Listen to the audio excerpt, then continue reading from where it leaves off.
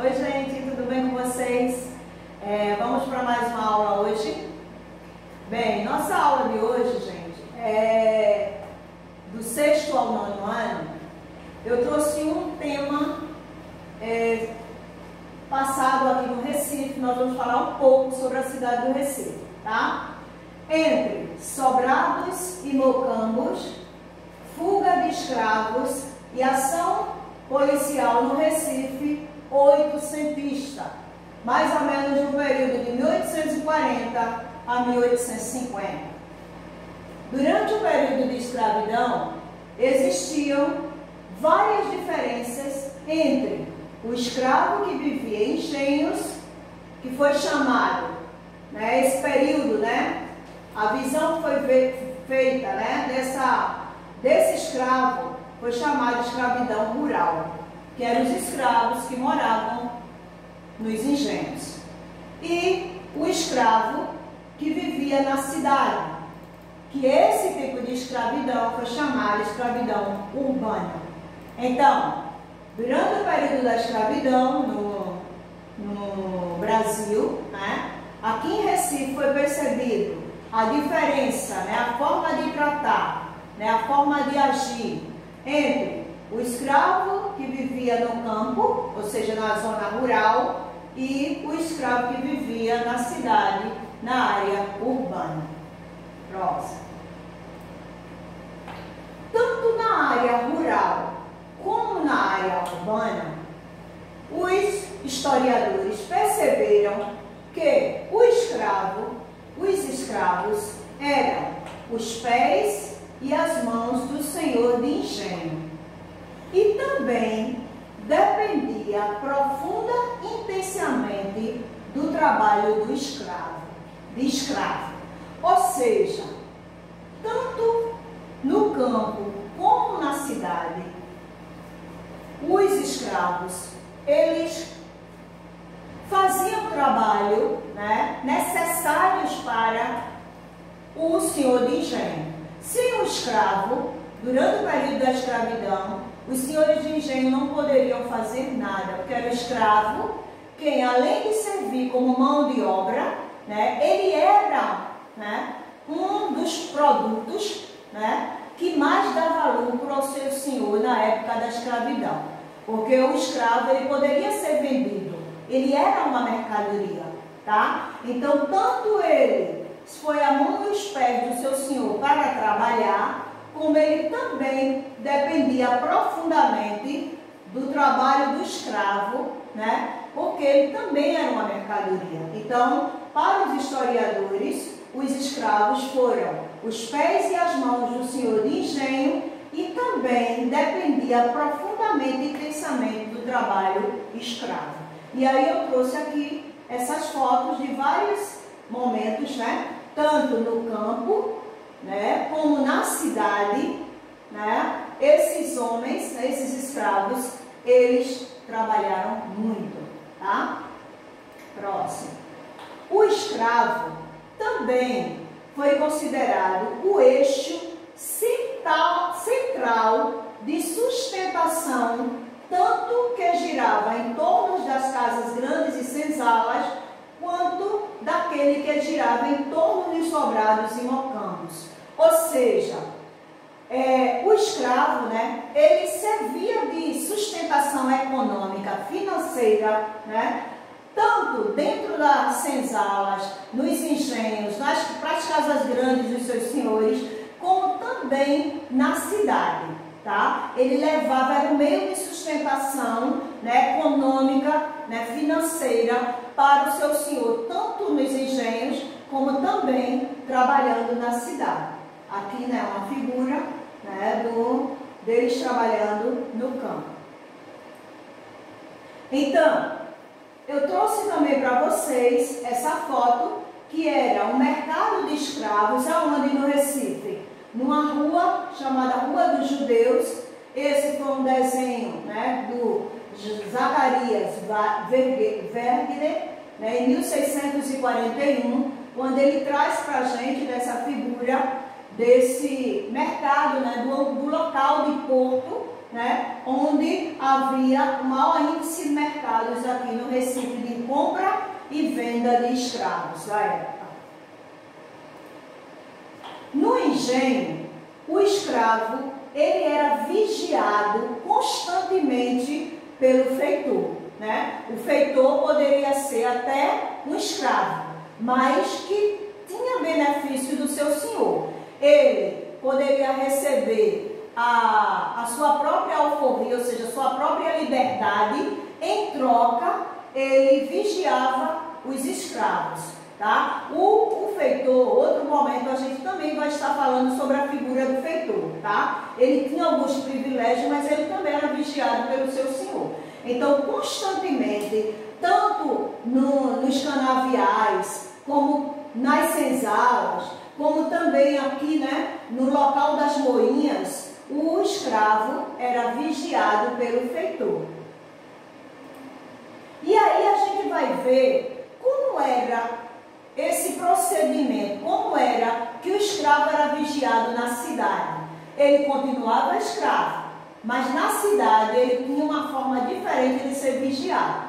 Então a escravidão na cidade, primeiro, os escravos, eles tinham vários papéis econômicos dentro da cidade.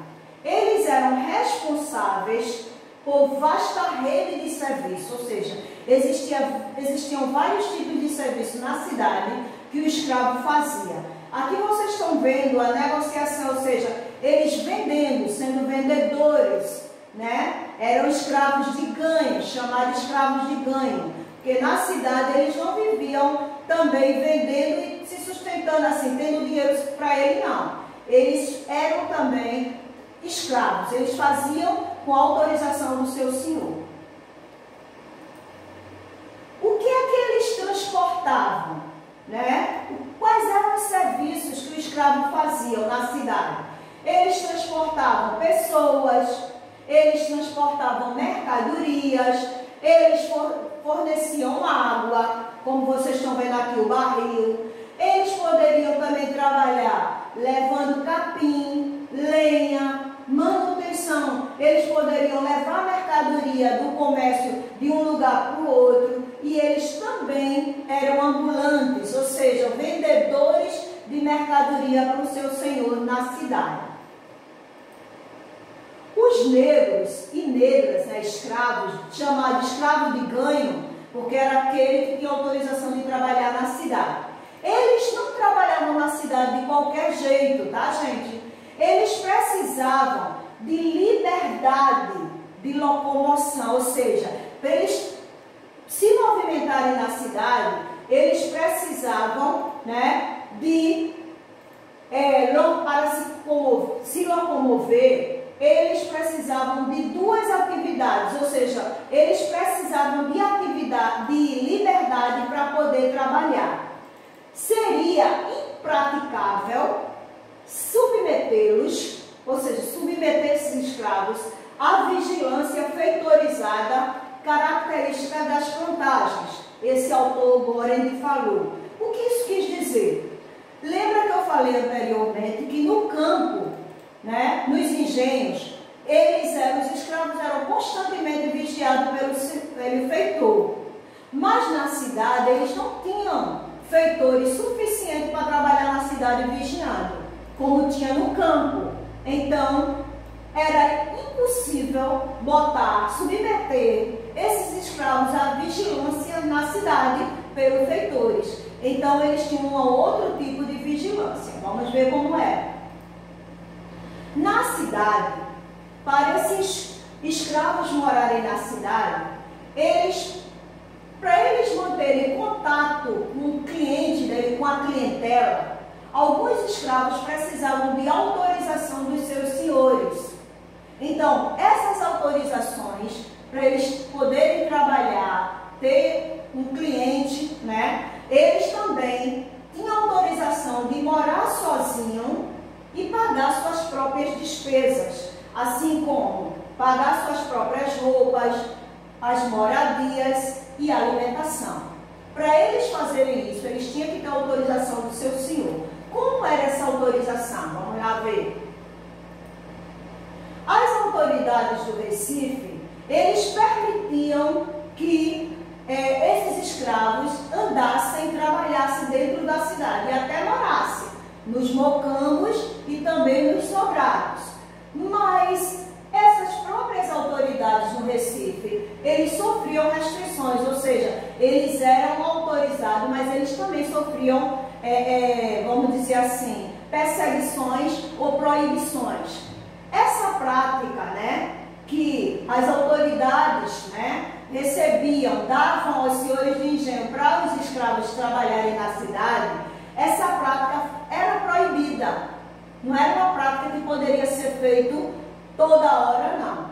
Desde o século XVII, existiam algumas ordenações filipinas, que eu vou estar explicando isso mais no final, que também, vamos dizer assim, criticava essas autoridades porque permitiam os senhores de engenho deixarem os escravos trabalharem na cidade, tá certo? Mais para frente a gente vai ver. Vamos lá, continuando.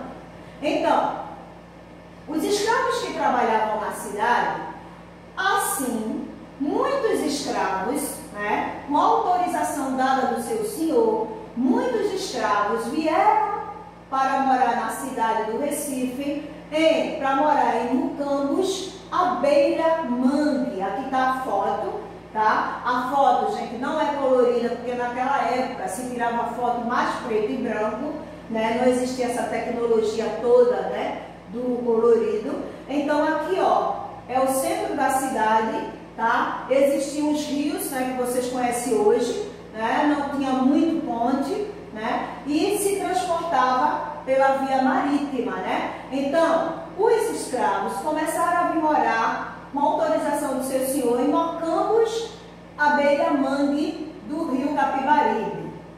Eles vieram morar ou em sobrados e cortiços, e esses locais eram freguesias, tá? No centro da cidade. Como exemplo, isso aqui é o bairro de São José, no Recife, era dessa forma, tá? E aí existiam muitos mocambos e sobrados. Continuando. Dessa maneira, muitos escravos que vieram morar na cidade, eles começaram a também não só morar e trabalhar, mas começaram a ter uma frouxidão, ou seja, não tinha feitor constantemente morando na cidade, olhando eles constantemente como no campo. Então, a escravidão foi um pouquinho mais frouxa, ou seja, mais aberta. Então, muitos escravos se aproveitaram e quebraram as correntes, né, dos seus senhores e começaram também a querer fugir. Outros não se distanciavam, não fugiram, porque no seu lugar de cativeiro, ou seja, não fugiram dos sobrados, porque eles tinham laços de solidariedade com a sua clientela fixa nas cidades. Ou seja, muitos não fugiram porque eles tinham contato com os clientes e era um contato mais próximo, tá? Então, como eles tinham esse contato mais próximo com os clientes, eles não se preocuparam em fugir, mas outros se aproveitaram da situação da escravidão, né? Porque de uma forma ou de outra eles também sofriam repressão na cidade, então eles fugiram, tá? É isso que esse autor quis dizer com essa partezinha que eu coloquei aqui, tá?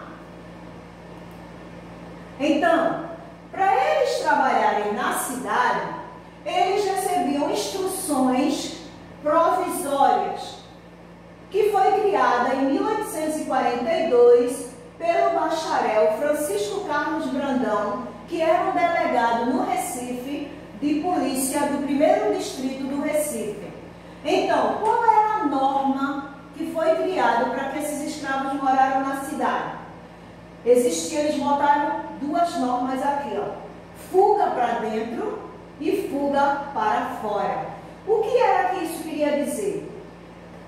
O escravo que fugisse, ó, fuga para dentro, era quando os escravos fugiam para locais de fácil acesso, que os policiais conseguiam acessar. E existia a fuga para fora. Eram lugares de difícil acesso. Como exemplo, quando os escravos fugiam, eles poderiam ir para o sertão, eles fugiam para as matas fechadas, para os montes e mangues, locais onde o policial muitas vezes sentia dificuldade de ir lá para prender esses escravos. Então existiam duas normas para fuga, para dentro e fuga para fora. Isso foram instruções criadas, chamadas provisórias, em 1842, por esse delegado Francisco Brandão. Tá? Aqui tem uma foto de algumas fugas. Como era a fiscalização na cidade? Eram regras de conduta exercida pelo poder público, que queria manter a ordem escravista. Não era de qualquer jeito que o escravo trabalhava, não, tá? Então, existia uma regra, uma norma para eles se comportarem. Então, existiam vigilância e repressão. Quem era que tomava conta desses escravos na cidade? O que era que eles poderiam e não poderiam fazer? Não poderia ter ajuntamento de negros. Muitos negros não podiam estar juntos, muitos escravos, pois eles eram vistos como os perigosos. Uma vez que muitos se aproveitavam dos momentos, né, de estarem juntos para fugir. Por isso que a fiscalização era constante na cidade. Próximo. A ação da polícia no controle desses escravos. Em 1831, eles criaram um toque, primeira coisa que eles criaram, um toque de recolher, onde eram proibidos os escravos estarem nas ruas à noite, sem a permissão de seus proprietários, tá? Existia um toque de recolher, eles poderiam trabalhar durante os dias, o dia, mas à noite eles eram proibidos de estarem à noite, não podia estar à noite circulando. Para isso eles tinham que ter a permissão dos seus senhores. Vamos lá, continuando. Qual era essa permissão? Primeiro, o proprietário, ou seja, o senhor de engenho, que fosse analfabeto, ele tinha que fornecer uma luz, uma lanterna, para que seu escravo pudesse circular à noite nas ruas. Porque muitos proprietários, né, eles não sabiam ler. Por como, tia, isso aconteceu? Da seguinte forma, professora, como isso aconteceu? Porque naquela época, muitas pessoas foram beneficiadas também com terra dos seus senhores. Até ex-escravos que já tinham sua liberdade poderiam comprar terra e ter sua terra. Muitas vezes não era importante eles saberem ler. O importante era ter muitos escravos, muita terra, muitos bens, que eles eram bem vistos. Então, muitos donos de engenhos, né, muitos proprietários de escravos, se ele não soubesse ler, ele tinha que estar com a lanterna, dar a lanterna para o escravo e as autoridades saberem disso. Eles comunicaram. Outra coisa, os policiais patrulhavam todos os dias no espaço público para enquadrar aqueles escravos que infringissem a lei. Constantemente eles eram vigiados por esse pessoal, ok? Continuando. Como era a rede de comércio, de policiamento na cidade? Isso aqui são sobrados, viu, gente? Que muitos escravos moravam neles. Como era dividido esse policiamento? Era feito por redes, distritos, freguesias, quarteirões, e eram divididos da seguinte forma. Os distritos ficavam os delegados de polícia, auxiliados por homens que eram chamados de subdelegados em cada parte de freguesia, de quarteirões também. E os inspetores de quarteirões eles também tinham um número certo de quarteirões para eles vigiarem. Não eram todos de uma vez. Existia uma quantidade de pessoas e as pessoas iam vigiando os quarteirões assim, ó, tá? Dos sobrados.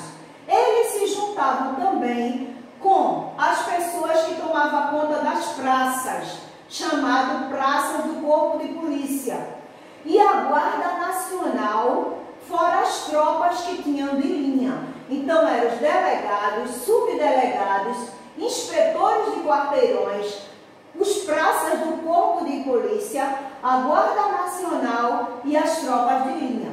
Todo esse povo formava uma rede, e essa rede era dividida pelos quarteirões, tanto do dia como à noite, para vigiar esses escravos chamados de vadio, mal vistos como pessoas vadias.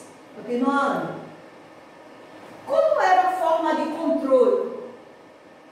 Os inspetores, eles pediam ao indivíduo, ou seja, ao escravo, que viesse morar em algum quarteirão, eles tinham que apresentar as declarações escritas pelo seu senhor. Se o seu senhor não soubesse ler nem escrever, a lâmpada, a lanterna, o documento tinha que comprovar do escravo o bom comportamento do escravo, fazendo anotações sobre o seu meio de vida e qual era a ocupação do escravo, o motivo que o escravo estava tendo autorização do seu senhor para estar na cidade e estar morando naquele lugar, e o tempo que ele ia morar naquele lugar. Então, o escravo recebia esse documento, e nesse documento tinha que falar praticamente tudo da vida do escravo. Vamos lá para o próximo. Isso foi uma forma de controlar a escravidão dentro do Recife, tá, gente? Qual era a outra forma de controle, de vigiar esses escravos? Era o jornal. Principalmente o jornal chamado Diário Novo. O Diário Novo, eles escreviam convocando a polícia para procurar e identificar o escravo que fugia. Esse escravo era visto como escravo vadio, sem ocupação, tá? Como eles chamavam, malandro, de malandragem. Então, o diário, ele anunciava quando o escravo fugia. E aí, nesse diário, né, nesse jornal, ele botava a cor, a forma do tamanho da estatura, se ele tinha alguma marca, de onde ele participava, se ele tinha algum objeto cravado no corpo, como era o cabelo dele, tudo isso o diário escrevia, tá? Comunicando a fuga desse escravo. Vamos para o próximo. O anúncio dizia o seguinte: a fuga dos escravos, a nação que esse escravo fazia parte, o nome do escravo, que era conhecido entre os colegas dele escravo, a idade dele, também descrevia a roupa que ele estava no dia da fuga, as marcas que identificava esse escravo. Muitas vezes, gente, a maioria dos escravos tinha marca de tortura, tá? Porque era uma das coisas que eles mais sofriam na escravidão. Então, quando o escravo fugia, também o diário notificava essa marca que ele tinha. Se ele tinha falta de um dedo, se ele tinha um inchaço no pé, se ele tinha falta de um pedaço da orelha, ou qualquer marca que ele tivesse no corpo, o jornal também estava comunicando. Esse aqui é um jornal, eu não tive muito acesso, tá? Nas minhas pesquisas, de um jornal propriamente daqui do Recife, a não ser este, lá da Rua do Príncipe, tá? Esse dizia assim, ó: haverá 2 anos desaparecido, há 2 anos, um escravo do sargento Mó José Vitorino Santos e Souza. morador da Praça da Constituição, um homem preto novo que só tinha 8 dias de cafa, ou seja, que era de fugido, né? E por isso o nome dele, do senhor, ele não sabia. Então, ele contou que ele era um homem preto, begegoso, beiço grosso, tá?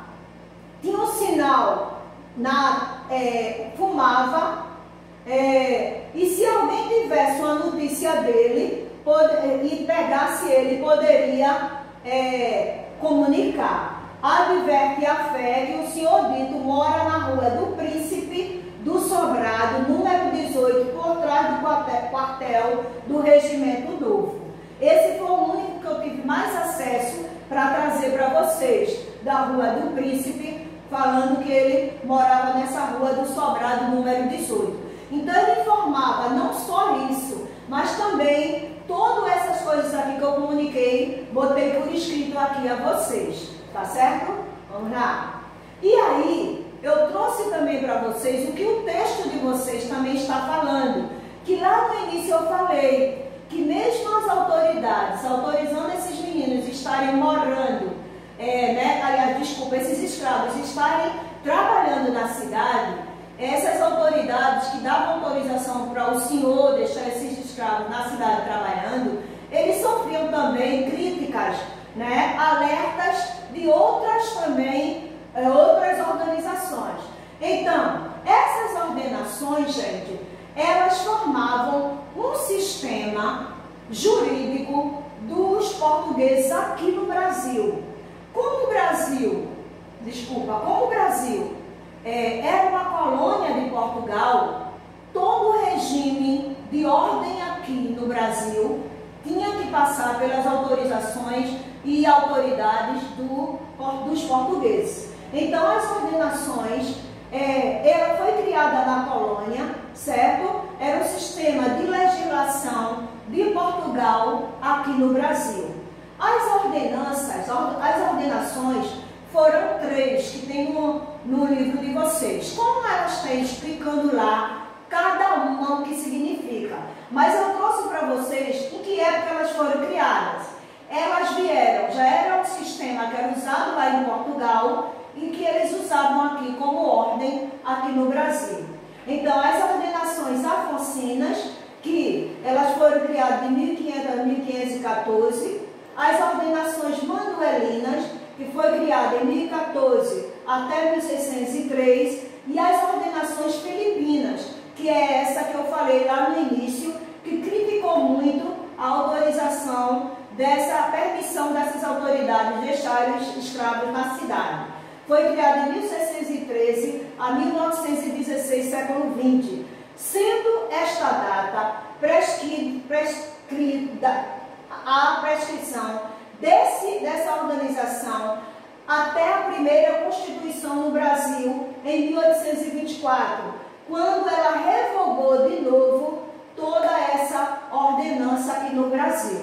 Então, isso foram normas, tá? Sistema, né, usado aqui no Brasil de norma jurídica, tá? Aqui no Brasil, criada pelos portugueses, tá? E aí eu trouxe a foto aqui para vocês desse livro onde tem essas ordenações, que consta essas 3 ordenações, tá? Criada, aqui é um emblema do sistema Portugal, tá? Que com esses poderes do rei Dom Felipe, tá? E aí que vai estar também no texto de vocês. E aí a gente termina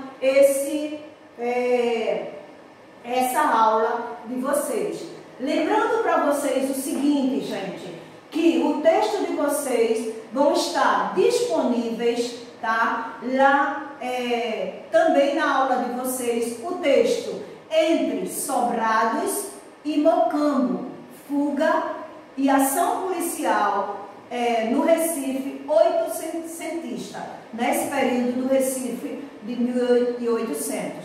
Após o texto, dentro do próprio texto vai ter lá algumas perguntas para vocês responderem e mandar para um e-mail de vocês, ok? Lembrando também o seguinte, gente, Vocês vão estar sempre recebendo para os exercícios avaliativos o formulário. No formulário vai estar lá e-mail.